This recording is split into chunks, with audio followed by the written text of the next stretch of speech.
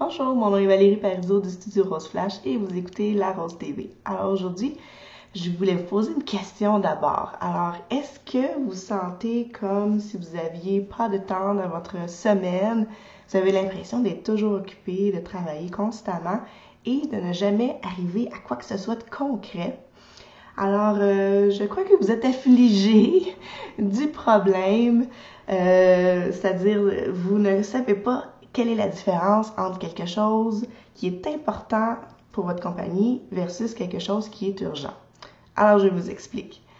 Lorsque vous faites votre planification de tâches pendant la semaine, posez-vous toujours la question dans l'ordre de priorité, qu'est-ce qui est important pour ma compagnie?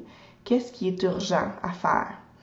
Et placez toujours les trucs importants à faire en premier, avant les trucs urgents. Alors, qu'est-ce qui est quelque chose d'important? C'est quelque chose qui va faire progresser votre entreprise dans le long terme. Donc, c'est quelque chose ou une étape avant quelque chose qui va faire progresser votre entreprise.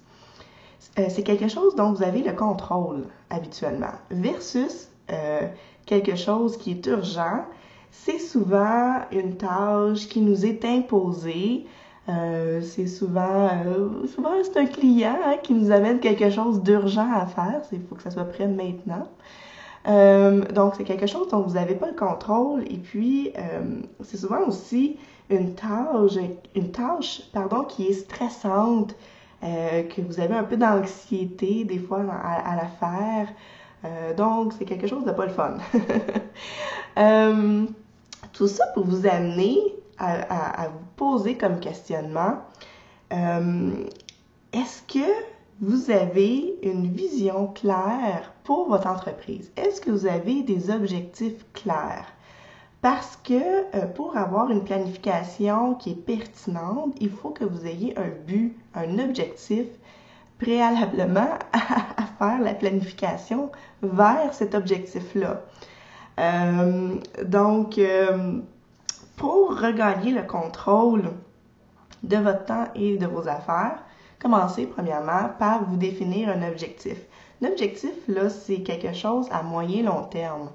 Donc, ça pourrait être un objectif financier, ça pourrait être un objectif, je sais pas, moi, l'année prochaine, j'aimerais faire une exposition solo, ou encore, ça pourrait être un objectif de collaboration, j'aimerais ça faire un projet génial, etc. Donc, c'est quelque chose, là, tu sais, un objectif, là, c'est quelque chose qui vous fait triper intérieurement, là. Vous allez le sentir, là, quand vous en parlez, là, vous vous émoustillez un petit peu. Et puis, ça fait sortir vos passions, là. Donc, ça, c'est un objectif. Et l'objectif, là, vous êtes capable de l'écrire en une phrase, en deux phrases. C'est très clair, très précis dans votre tête. Donc, si vous n'avez pas d'objectif clair pour votre entreprise, vous n'allez pas avoir de direction et conséquemment, pas de balise ou d'indicateur de performance. Hein? Si vous ne savez pas où est-ce que vous en allez, comment vous pouvez savoir si vous performez vers ce but-là? Aucune idée. Donc, la conséquence de tout ça, là, c'est que vous allez remplir votre horaire de fausses urgences ou d'urgences de clients ou encore de magasinage sur Internet ou vous perdez sur Pinterest pendant des heures de temps et puis vous avez l'impression que vous travaillez tout le temps mais vous n'arrivez jamais à rien. Vous n'êtes pas capable de dire, bon, aujourd'hui, ce que j'ai fait, ça va amener tel résultat, ce qui va m'amener un pas de plus vers mon objectif global pour l'année. Donc, en gros, là, c'est une forme de procrastination. C'est quelque chose c'est un mur devant vous, devant votre entreprise. Et puis, pour démolir ce mur-là, qu'est-ce qu'on fait? On définit des objectifs clairs.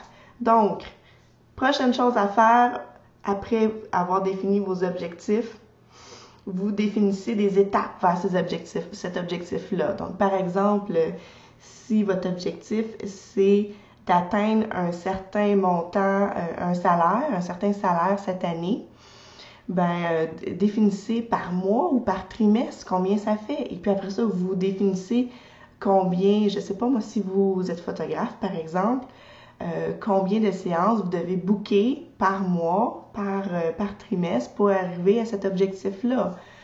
Par la suite, vous allez pouvoir vous établir des étapes dans votre marketing pour atteindre ces objectifs-là. Donc, s'il faut que j'aille 3 séances de photographie ce mois-ci, combien de personnes il faut que j'aille chercher sur Facebook, qu'est-ce que je pourrais faire? Je pourrais écrire tant de billets par mois, envoyer une infolette, aller chercher tant de personnes sur Facebook, commencer mon Pinterest, commencer à aller chercher des fans là-dessus, etc., etc. Donc, vous voyez d'avoir un objectif et après ça, de le scinder en étapes plus petites, vous allez par la suite vous définir des tâches qui vont être importantes vis-à-vis de cet objectif-là et que vous allez pouvoir céduler dans votre calendrier, pas juste comme ça à tout vent, mais vraiment céduler dans votre calendrier, dans votre semaine, et vous allez même pouvoir commencer à écrire combien de temps ça vous a pris telle tâche et telle tâche, et vous allez devenir une pro de la gestion de temps et surtout de la gestion d'énergie. Hein? On se rappelle, la gestion de temps, c'est de la gestion d'énergie.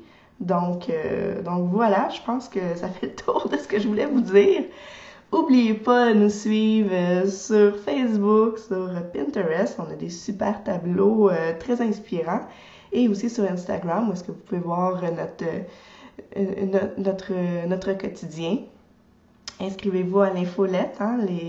Les meilleures femmes sont sur l'infolette Rose Flash. Et je vous invite à redécouvrir le site roseflash.ca.